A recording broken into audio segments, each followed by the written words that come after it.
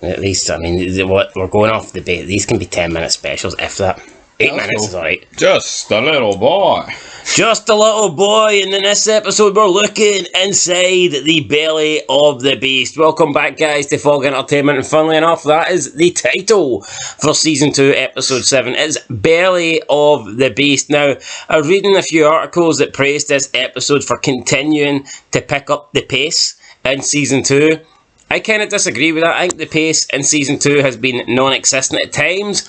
I feel like we haven't even been moving forward. I feel like Season 1 was such a good season, and in Season 2, it almost feels like maybe they don't know what the story is, they don't know what the plan is, or they've already got it set up for the finale, and I feel like the entire season has just been about delaying things. We've got so many secrets, we've got so many people in the town not exploring and not explaining what they've seen, not sharing their experiences with others, and we kind of got more of the same in this episode. Obviously, last time out, Boyd used his blood to kill Smiley. My blood is your blood, motherfucker. In this episode, they take Smiley in, they open him up, but again, Boyd keeps it a secret. He tells only the people at the clinic here. Let's not tell anyone else. Let's keep this a secret. And why? I don't know why there's so many secrets and from. Like, sure, they all want to go home. Surely, the more information everybody knows, the better.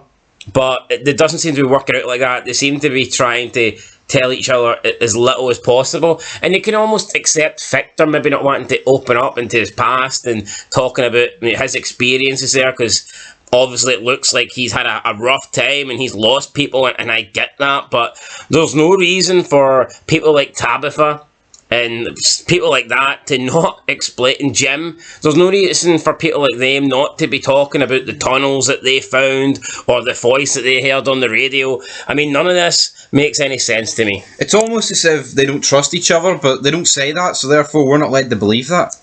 To me, it's just the set up certain story arcs in the future, because if they all start talking about it, then everything becomes happening too quickly and just too fast for the story to keep up. Yeah, I think if they all explain, if they all like reveal what they know, this would have been wrapped up a couple of episodes ago, most of this stuff. Yeah, so I think we will get a big reveal. I'm going to assume that some point in Season 2 they will come together and have like a big town meeting and basically discuss everything.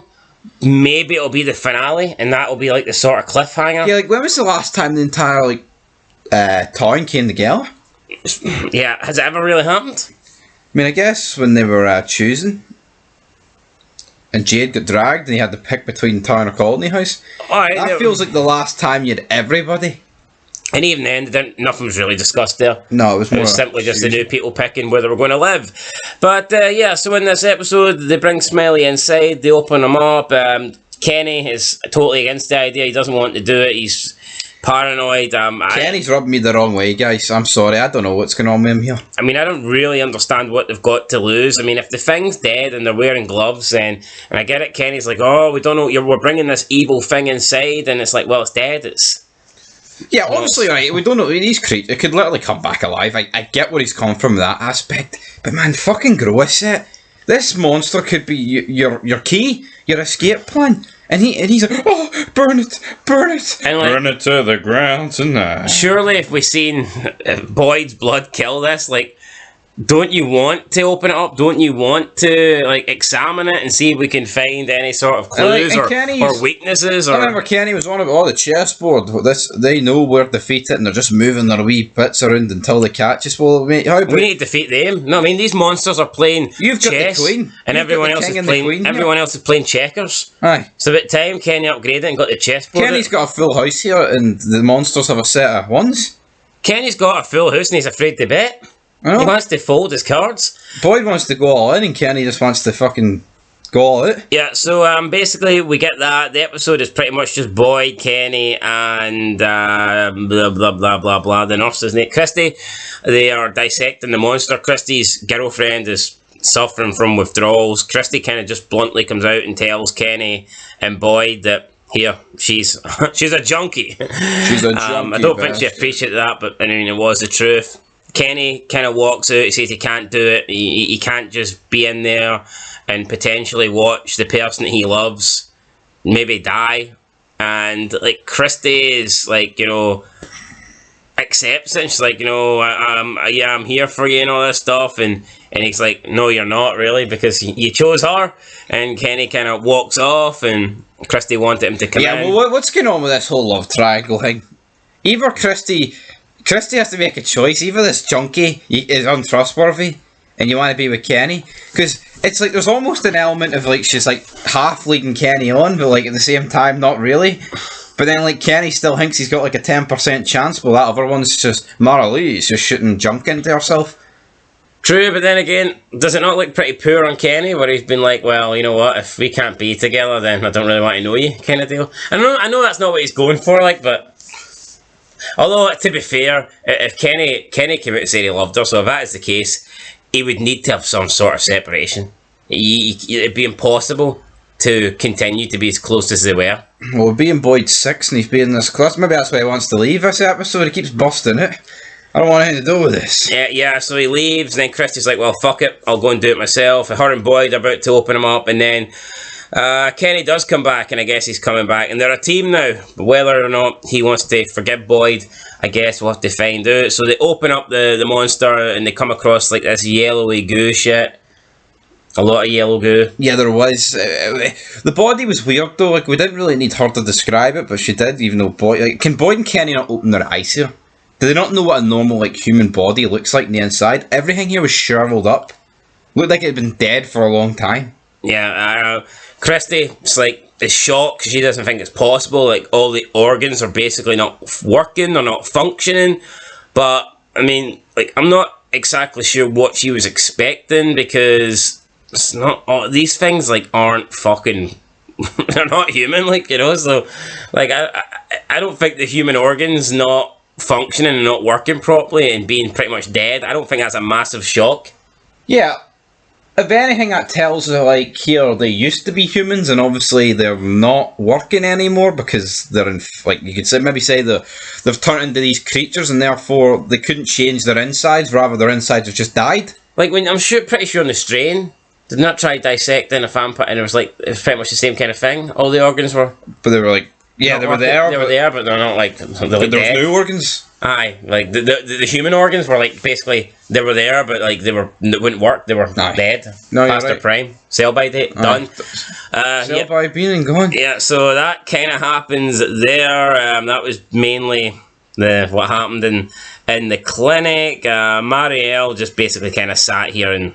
She sees Smiley, turns out it's a dream, guys. Another fake cop-out. Yeah, she sees Smiley coming. Boyd's she runs into Boyd. Boyd tells her to run, and Boyd's shooting at Smiley, but it's not doing anything, and Smiley gets up to Marielle, and he goes to kill her, I guess, but then she wakes up. And it's like, when I first seen this, I was kind of thinking, holy shit, he's back alive, and like, can he now appear during the day? And seeing the split, 15 seconds this took to happen, I'm thinking, shit, can he appear during the day? Does the talisman not work on him now? Is he going to be like... I kind of thought it was a dream, though. Like Call of the Dead, where you got George, Call of Duty Zombies. George Romero. And he just constantly walks about. He comes out with his big lightning rod. So I thought, Christ... What a zombie map, by the way. I know, I was thinking, is he going to be like a special monster where he's always there, like day or night, and there's nothing you can do to prevent him? But no, it was just a dream. She was like hallucinating or overdosing. I don't know what she was doing, but yeah, it turns out Smiley's still downstairs, guys, on the table. We also had, not a lot else really happened. We had Elgin being told by, what's the wee daughter? Julie, here, sometimes when I am clinically depressed and I need to zone out, I lie in the bath and let the water up to my earlobes and... what the fuck's this about? What was this about? Elgin's I think Elgin's just forced into the story, man. Now, Boyd did tell him, keep your mouth shut, and that's pretty much it. Well, yeah, that's pretty much what he's been told to do. You don't tell anybody anything. I don't mind him. But I feel like he's just one guy off. It's just like, here, we brought this busload of people in, literally, and we're going to have to make a lot of them feel relevant. Yeah, we do have Jim and Randall. Jim goes to Randall, says to him, here, we could maybe use your drone. That's why Jim's there. But like, Randall just seems like a very hostile guy, doesn't he? He does, yeah. And you know what? It almost just seems forced into the writing. Like, 1 minute he seems like the most dead-on guy there, and the next minute he's like, well, fuck you, Jim. I feel like Randall is kind of there, so they've got an antagonist during the daytime. Yeah. That's kind of what it's like.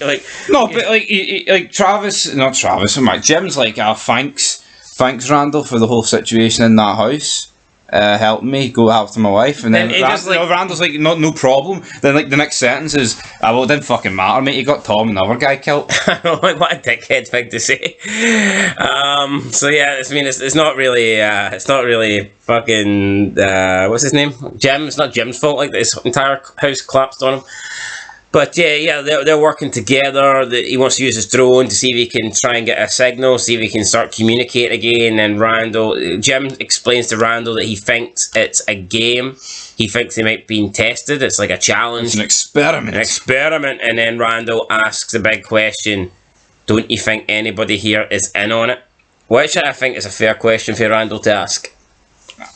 You know, I think that's like a separate food for a different day. I think the reveal's going to be massive, and I feel like once that reveal comes out, this show's probably going to drop off a cliff. Do you not think this show's like, I wouldn't say it drop.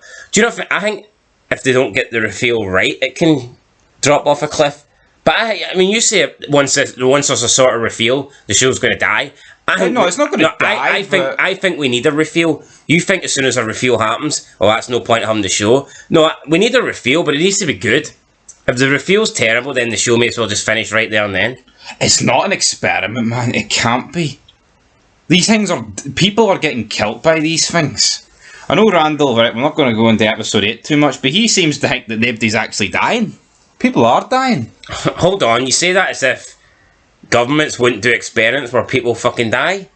What planet are you living on?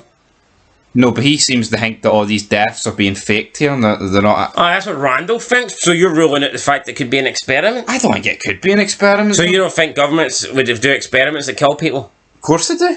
When the fuck did I deny that? Well, you just said because that people are dying, you don't think it's an experiment? Yes, but if you look at experiments, right, like the Russian sleep experiment, that's people that were forced awake inside like a government facility. That doesn't give me government facility vibes. No, it gives me more of a supernatural vibe. I get that, but it doesn't feel like an island to me. But yeah, just because people are dying certainly doesn't mean the fact you've got all these people for different locations driving and they all see this same tree. That does not. How can the government can set that up? Yeah, for this to be a government thing, people need to be drugged and just like randomly. No, if this was a case of here, I just went to sleep one night. Then yes, but to me that rules like the government. Yes, to me that rules the government. Yeah, it does, but I mean, it could be an experiment, but I don't think it is. Unless everybody here is like involved in a car crash. And they've had like the last 5 minutes of their memory erased, and there's something like here, you get 5 minutes of the last bit of your breathing, and now it's you see a tree. Who knows, guys? That's plenty. That's plenty. Let's move on. Jade and Tabitha are drinking booze, and Jade's asking her about symbols and stuff like that. She lets slip that she's seen the symbols in the tunnel. Then Jade's like, "What the hell are you talking about? What tunnels?" So again, I mean, I think it's a perfect scenario of why we should be sharing information, why we should be talking about things that we find. Like I said to you, man, this tunnel thing is like 6 episodes old.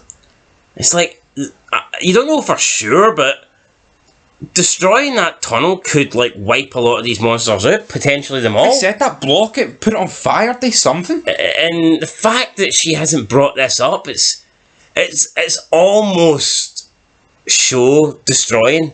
No, I'm sorry. You know what? I can't really think the other shows where reveals don't come out about this. I can think of one. Lost. Who's an executive producer? It's the executive producer of this show was an executive producer on Lost. And you know what? I think the fact Boyd is a main character in this and he was in Lost, he's going to want to right the wrongs of Lost. So I feel like there's faith in that department, but I feel like they've done a lot of stuff similar to Lost. Yeah. To me, and I feel like these mystery TV shows, movies, they're all kind of cut of the same cloth. It's just who can get the wee fine intricate details done better. It's all the same cloth, brother. Anyway, yes, so we got that. We had Victor. He was being kind of a prick to Ethan. He tells Ethan, the orange was bad. And I didn't know what he was talking about. I thought maybe Ethan brought him some oranges. And he's like, the marker you brought me, the orange didn't work good. You know, and it was like, it was a bad gift. I mean, well, Victor, what a dick. I know maybe he doesn't mean it, like, but I mean, come on, this wee kid brings you pens, pencils, colouring pens or whatever, and you're bashing him. I know. But again, it just plays into the fact this guy's got the mind of a child, doesn't it?